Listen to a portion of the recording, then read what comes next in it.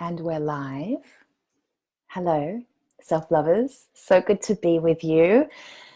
I'm really enjoying this month of self-love. How about you? I know that I'm hosting the whole thing, and I know that I'm the one that, writes the emails and connects with you guys and shares different self-love tools every day. But I'm really getting a hell of a lot out of it. When I'm called to write something to help you, it actually is a little reminder. And hey Jean, hey, it's a little reminder for me and a message for me to go even deeper into my own self-love practices and even deeper into my own spiritual growth. And those of you who know me well know that I think our spiritual path, spirituality, what that's all about is committing to a journey of transformation. It's committing to, like, every single day moving from a place of fear into love. Like, that's what it's all about. And I think that self-love is at the root of that. Hello, Katie. Good to have you. Mwah. Nice to have you guys. Hi, Jean.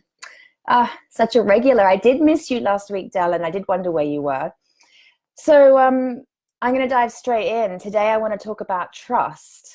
It's a big one. And I don't think I've ever worked with a woman who hasn't got a sense that she doesn't deeply, fully, truly trust herself. I think it's a really big piece.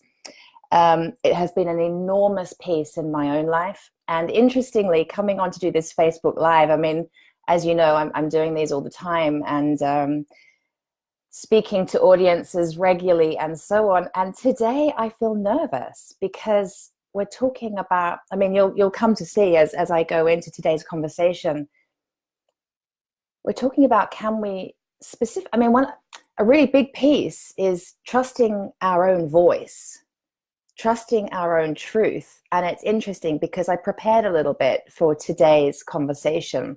I wanted to be really clear what I wanted to share with you guys. And what has come up for me as a result, this is what I mean, we teach what we need to learn, and whatever I'm called to share with you, I genuinely feel like it's life guiding me to go even deeper into that piece.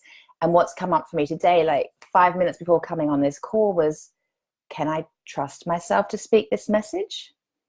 Can I trust that the words will come to me? Can I trust that I won't go sort of regress 10 years and be a bunny in headlights when I'm in front of an audience? Can I trust that I believe my message, that my message is true? Can I trust that the message will be received? Like, all of this just started bubbling up moments before I just came on the call. And so it's interesting. Trust, it's such a deep, fundamental piece. And I think what I would like to cover today is, first of all, why don't we trust ourselves? Why don't we trust other people? Why don't we trust life? Like, those three fundamental pieces, aren't we, around trust? Like, why don't we? And then I want to talk about, how can we? How can we move into a place of trust? We all want these answers, don't we? So, Jean, 1 p.m. isn't a great time for me, but I'll come in when I can. No worries, Dellen. I chose 1 o'clock UK time because I kind of thought, lunch break, nice way to spend 20 minutes with your sandwich. It's my lunch break for sure. So why don't we trust? Well, it goes back to childhood. It goes back to something happening, an experience or a person. Something happened. And in that moment, at a very tender young age, when we don't know any different, we make something mean something. And the meaning we give to an event or an experience or an interaction with another human affects us for the rest of our life, right? For the rest of our life. So at some point when you were a very young girl, you made it mean that maybe you couldn't trust yourself, or maybe, hey, Sarah, good to have you. Or maybe you couldn't trust life. You couldn't trust God. You couldn't trust other people. You couldn't trust men. You couldn't trust women. You couldn't trust your voice. At some point early on in life, you made an experience that you had mean that something or someone wasn't trustworthy. So, and it's interesting because that can close us down to really what we're here to do, to really what life absolutely has to offer us. I have so many experiences. I'm going to share some with you because I want to give you some example, like some actual practical examples of what it means to make meaning of something, and then how that can affect you for the rest of your life, and how one day you got to wake up and go, do you know what? Do I want to heal that? So I'm not sabotaging my life anymore, so that I can start to trust, because trust is fundamental, right? I think back to, for many, many years, I had a piece where I couldn't trust men. And I remember when I was about 7, my dad actually left the family and he went to live with another woman. And in that time, he was gone for about 6 months, then he came back. In that time, I made it mean that I'm not worth sticking around for. I made it mean that men can't be trusted, men aren't reliable. I watched the apps. Hey, Rebecca, good to have you too, sweetheart. I made it mean that, I watched my mom in so much pain. And at the tender young age of 7, I took it on as my responsibility to take care of my mom and my little sister. There's a lot of weight on my shoulders. And yeah, I made that whole experience for that 6 months mean that men don't stick around. Men aren't reliable. You can't trust men. And at the same time, I also lost my trust in women, because my dad went to live with another woman, and I saw how that hurt my mom and how it hurt my sister and I. And so my little underdeveloped brain, I was only 7, I didn't even have my full mental faculty. Well, my full mental faculty was just kicking in. It was just finishing its last stages of development. I didn't really understand. But in my heart, I made it mean that women can't be trusted, because a woman dared to be part of this experience that caused my mum and my sister and I so much pain. And just to go back a little bit, because I didn't explain this in the very beginning, the reason why we make situations and people, why we make meaning out of it, is because our primal state is survival. Like our primal operating system is, we are here to survive. So if something happens, if we speak our truth and someone laughs at us or shames us or makes us feel silly, that doesn't feel good. It feels icky and unsafe. And if I feel unsafe, I don't feel like I'm going to survive. So it just kicks in something deeply primal. And it's in that moment that we go, oh, right. So when I speak my truth, well, they laugh at me. I feel ashamed. I don't feel good. I feel unsafe. I might not survive if I'm not safe. So I'm not going to do that again. Right? That's an example. So in this situation, when I was only 7 years old, I felt so unsafe. Not least at the age of 7, I absolutely was dependent on my parents to take care of me. I didn't know how to fend for myself in the world at the age of 7. So when I saw my mom not dealing with life and feeling responsible for her, and when my dad had actually physically left, I felt completely on my own. That was very unsafe. So of course I made that whole situation mean men can't be trusted. And actually there was that situation with the woman. Women can't be trusted either. And then one day I went on to make the decision, the sort of a non-negotiable, no matter what decision, that I'm going to change up that belief. That, I started to see evidence around me that there were women that could trust men, that had really beautiful, healthy relationships, that there were women that had great relationships with other women. Like maybe that could be true for me too. Maybe I could have that experience. And so I went on a huge healing and personal, like, transformational journey to heal those pieces. And as those of you, and I think all of you in this group, Sarah, I'm not sure, know, I actually met my man at the tender age of 44. Well, no, I married him at 44. I met him 2 years before that, but I only just recently met him. I'd never been married before. All of my relationships throughout my entire late teens, adult life was affected by this belief that I couldn't trust men. And so I'd never been married before. I finally got married last year. I did. And I finally, now I'm in a relationship where I deeply, deeply trust the man I'm with. And every single day, our marriage proves to me that men can be trustworthy. So I've done a lot of healing to bring me to that place.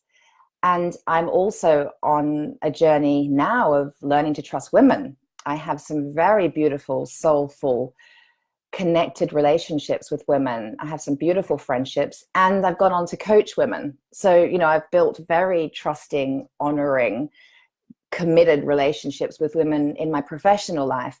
And I'm going to hold my hands up and say it's still an ongoing piece.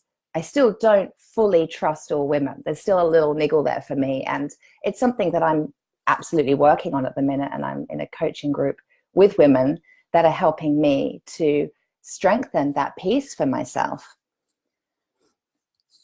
Another area of my life where, and I'm going to share my personal stories with you because I think we learn through hearing story. And I think if I share just a few examples of how I learned to distrust myself, distrust life, distrust others, if I share with you, it might just have you go, oh my God, I remember such and such. It might be the same, it might be similar, or it might just trigger a memory for you. And I think awareness is the first step to change.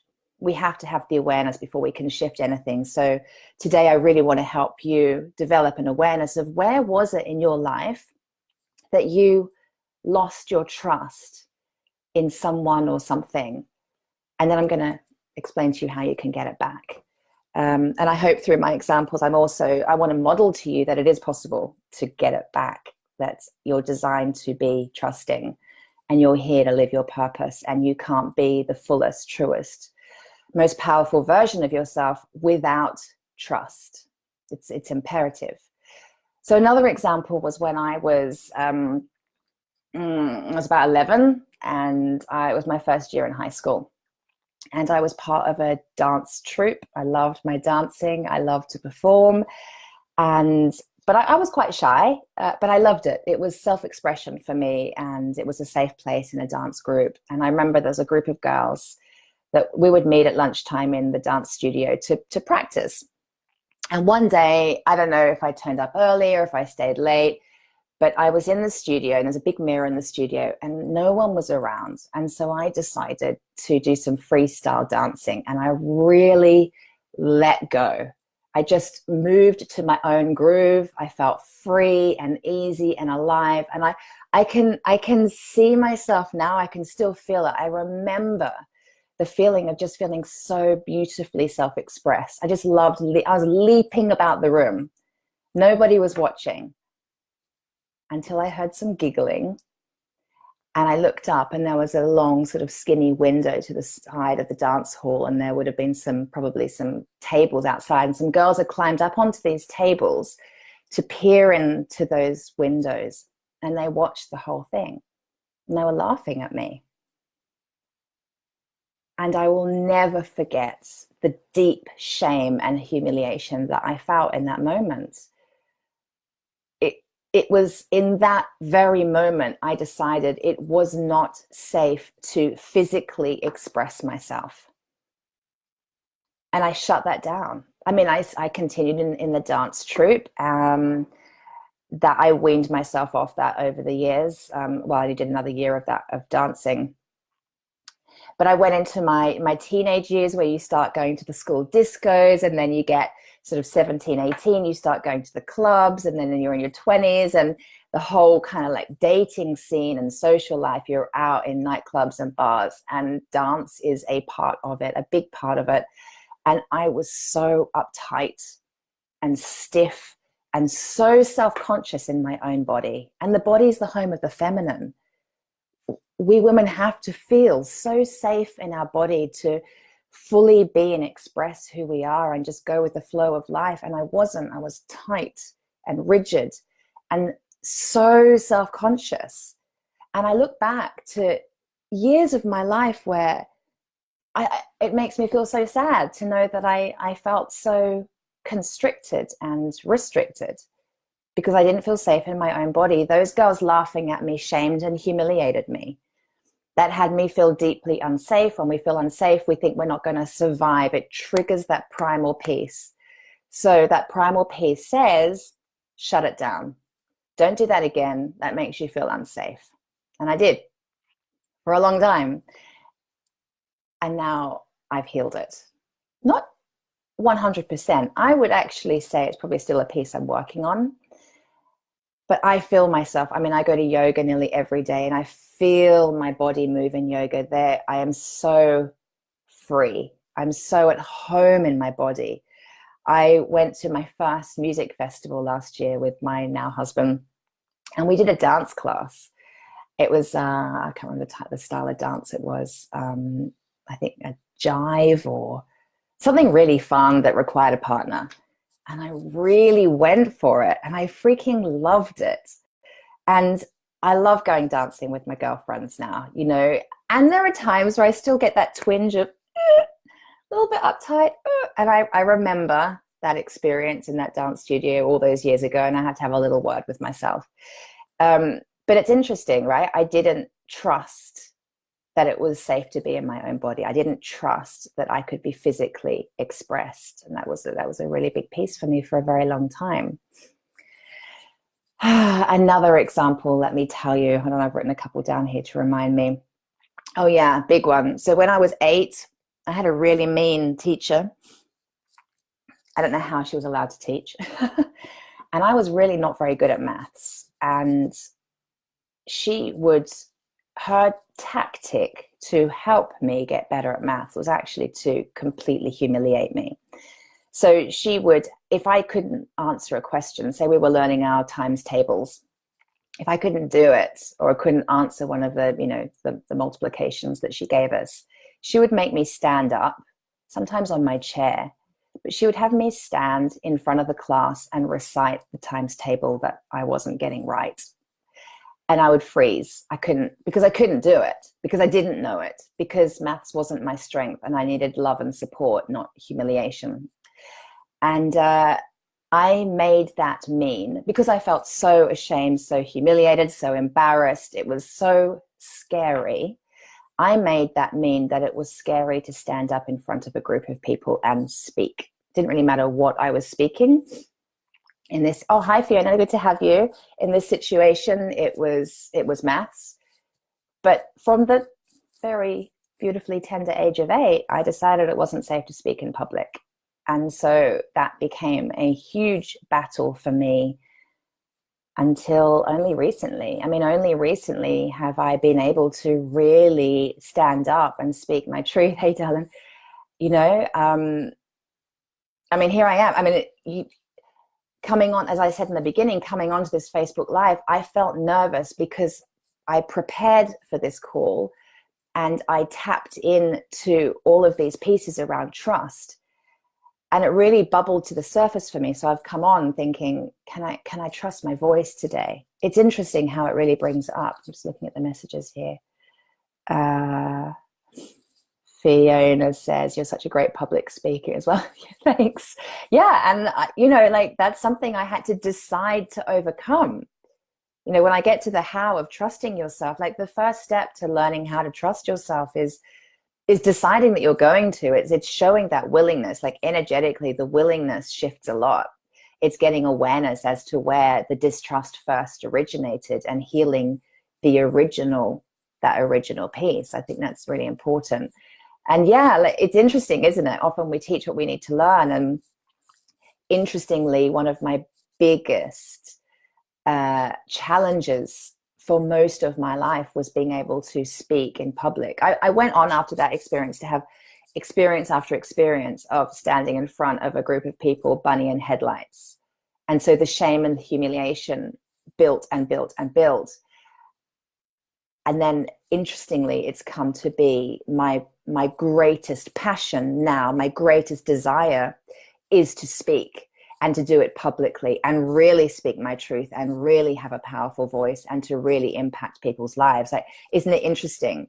It's almost like it was predetermined or predestined that I would have such a difficult experience early on to almost motivate and drive me to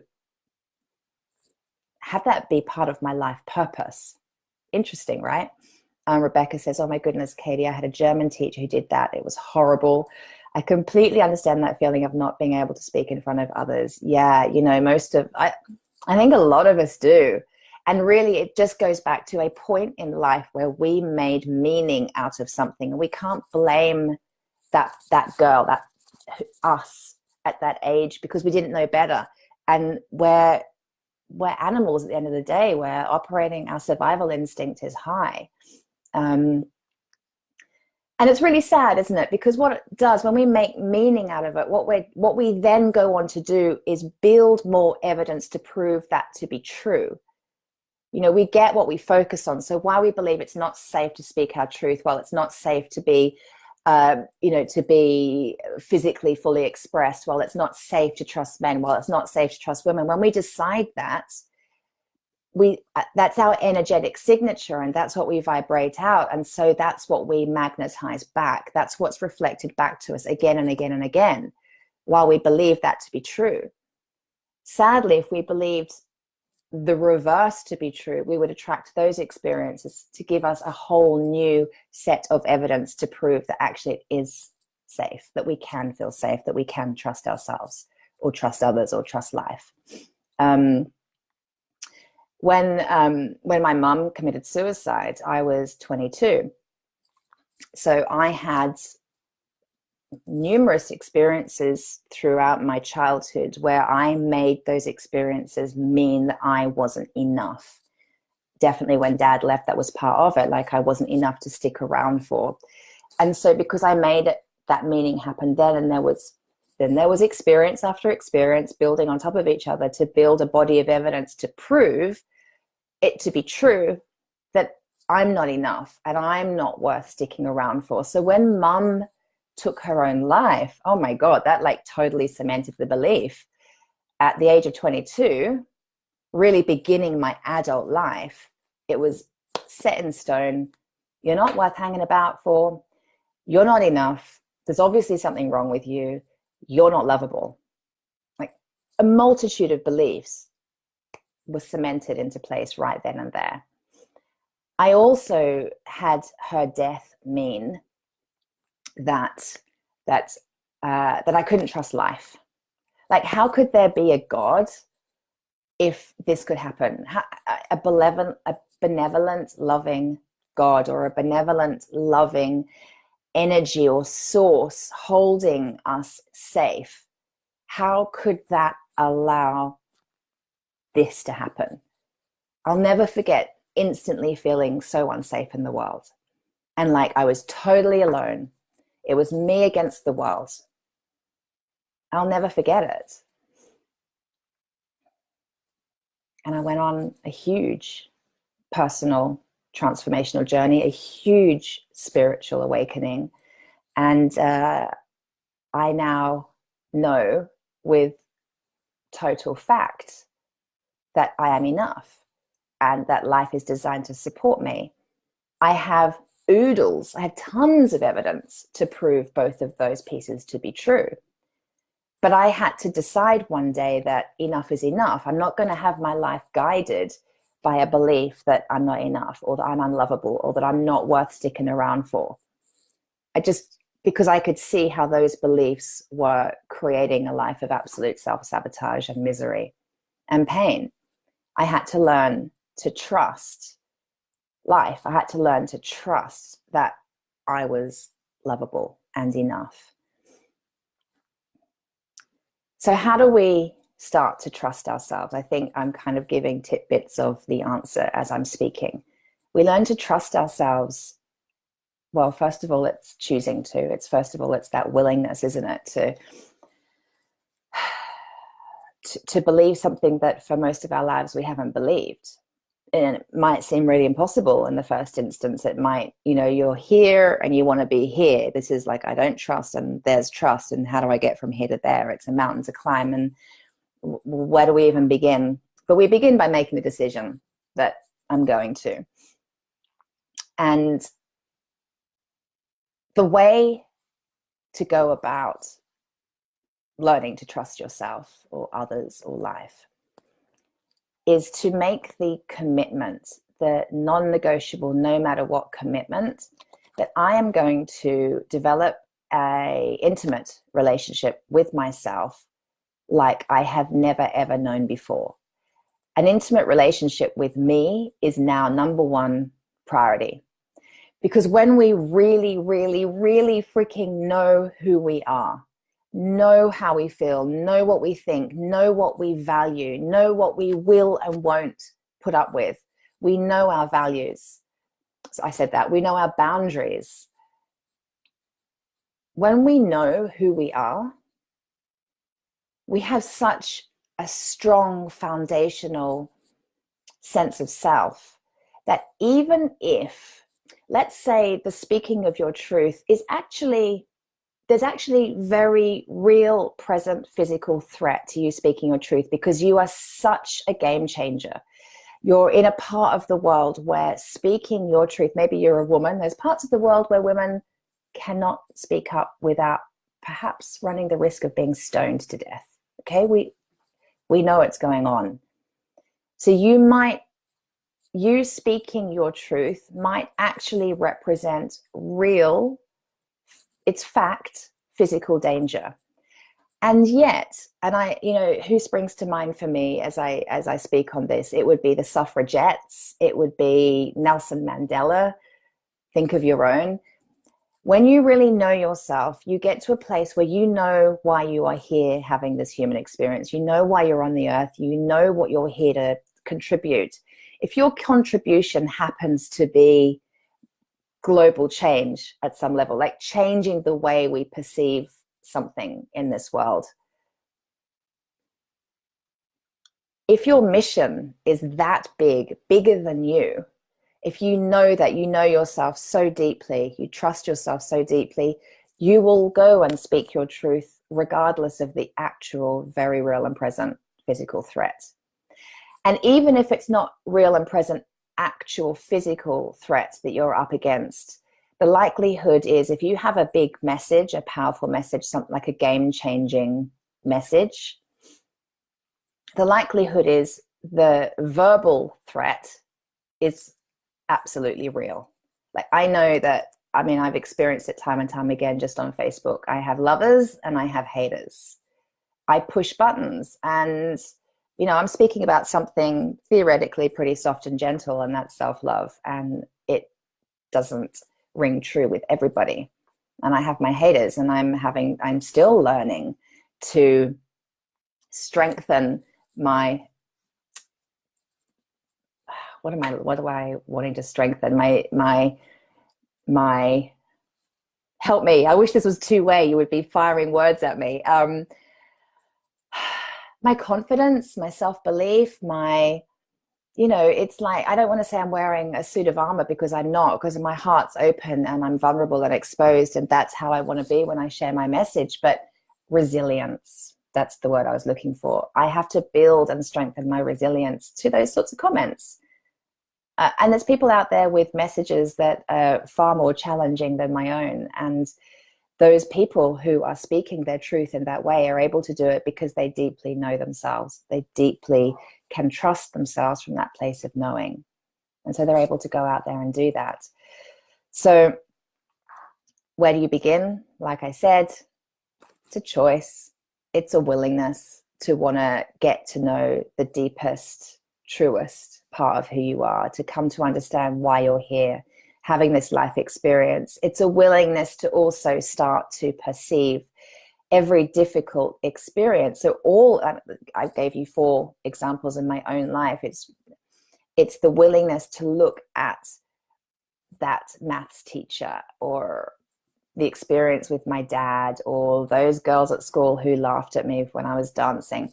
It's to look at all of those experiences for a place of love and to see them as a gift of love. Because within every challenge, I look at my mom, for example, honestly, her suicide is the ultimate gift of love, because what it did was move me. All of those experiences have moved me onto a path of spiritual transformation, which is moving from fear into love.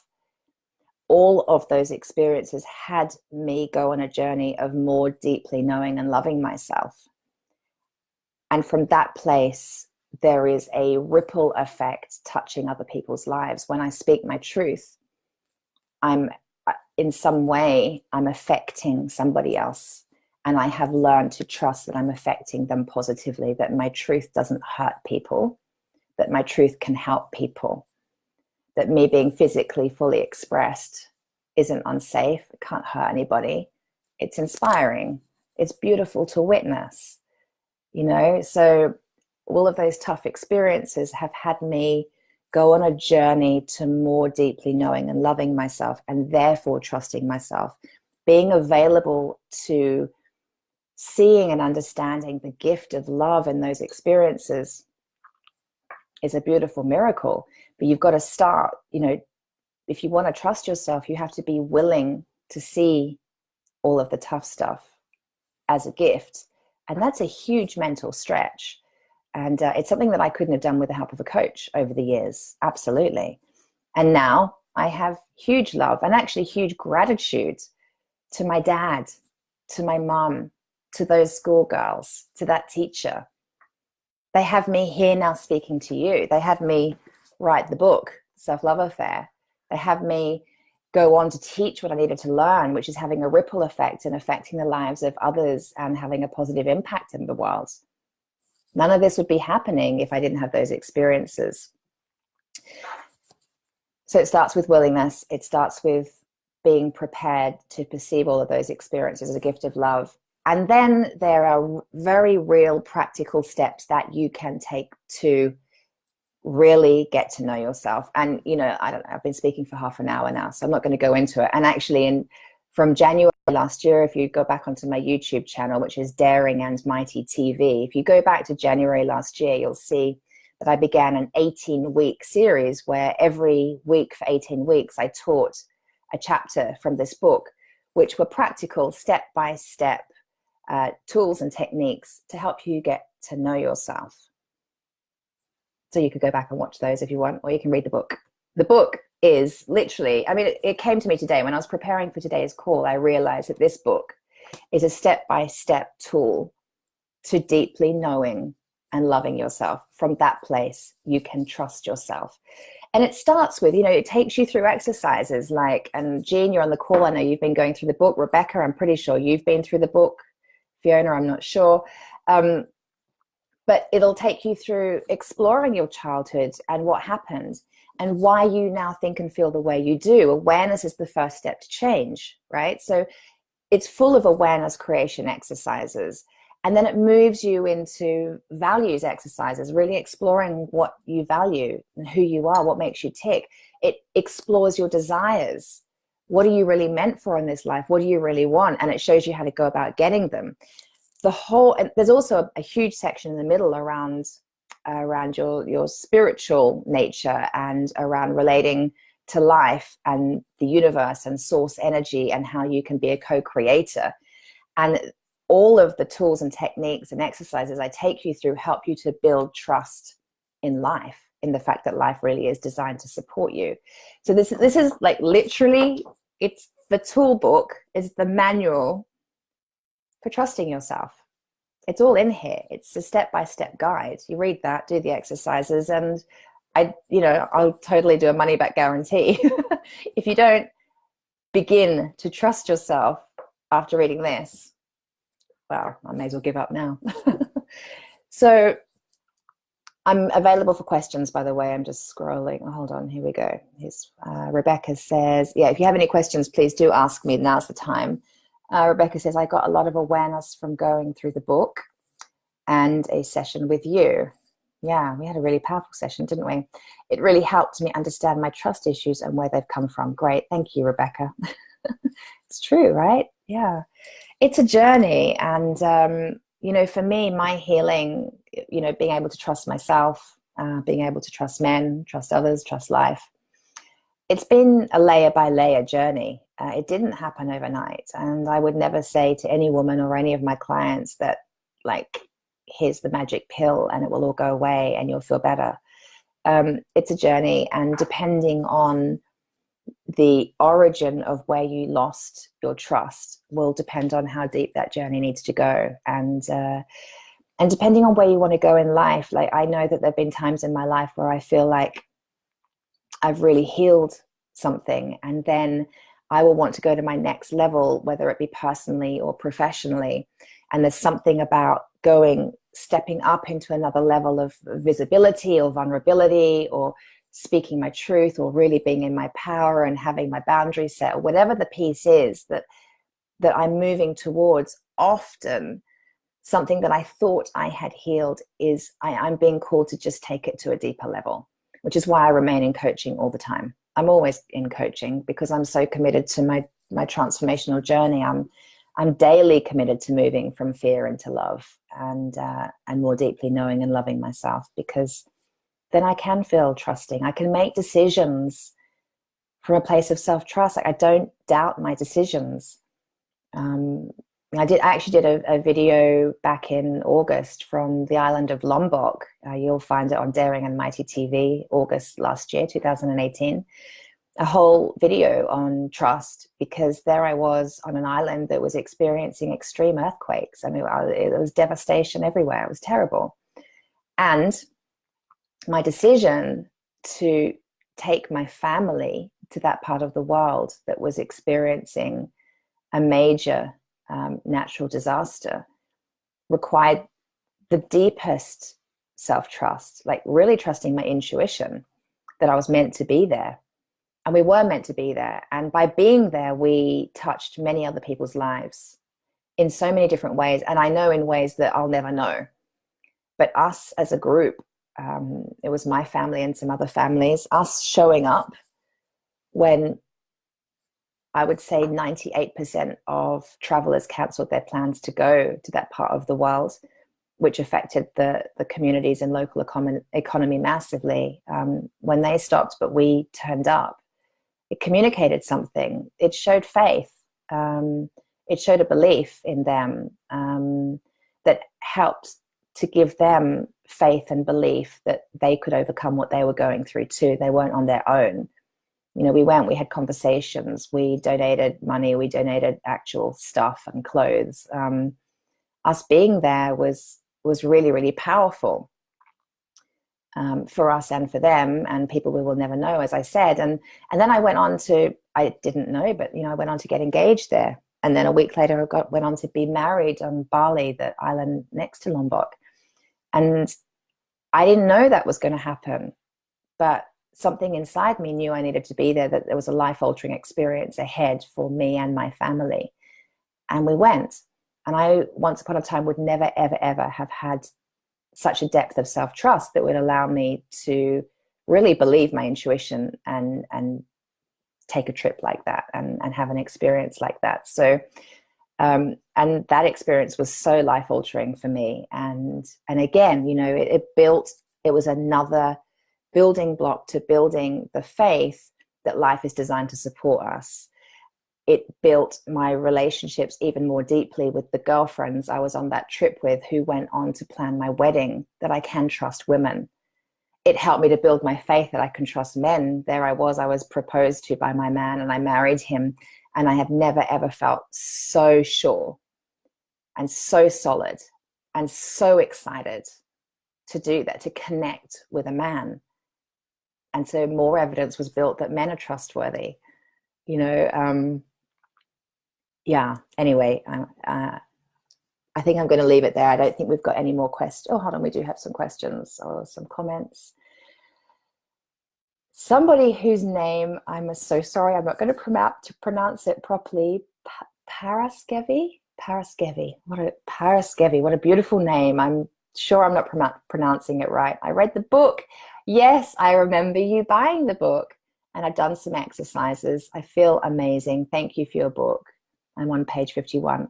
Yeah, oh my God, that makes me so happy to read that. I remember you buying the book, and I'm so glad you're doing the exercises. And I'm so glad you're feeling amazing already. See, this shit works. You know, it works, but you've got to do the work. I'm really glad that you're applying it. Thank you so much for letting me know that. I love to read that. Yes, you said it right. Okay, ladies, it's been so gorgeous to join you. Thank you for being there and witnessing me, because as I said, I felt nervous coming onto the call today. My own my own self-trust and trust of my voice and trust of my message actually has just gone to another level through this experience. So I've built more evidence that I can trust myself, and you are part of that and you witnessed it. So thank you. I love you. If you have any other questions that come up after the live, just put them into the group and I will respond. And if you're watching the recording, same thing. Please just ask me your questions and I will respond. If you don't have the book, you can get it on Amazon, you can get it online at Barnes & Noble, and you can get it from the schoolofself.love website in our shop. I love you. Have a beautiful rest of your day. And quick reminder, yesterday in the month of self-love, the email I sent out, if you didn't see it or you didn't read it on the blog, the questions were all around trust, around can you trust yourself and what will it take to trust yourself? So I really advise that you go back and answer those questions. Remember, you've got to do the work to get the change. And if you want my support, I'm here for you. If you're looking for private coaching, reach out to me. We'll have a conversation and we'll explore what could work for you. Maybe group coaching is more your bag. Maybe it's a home study program. Maybe it's the book. Whatever support you need, if you're not sure where to begin, reach out to me. If it's appropriate, we can have a conversation and we'll take it from there. Okay. And I'm doing some special offers in January, but I'm only telling the offer to the women that get on the phone with me. Okay. I love you and I will see you next week.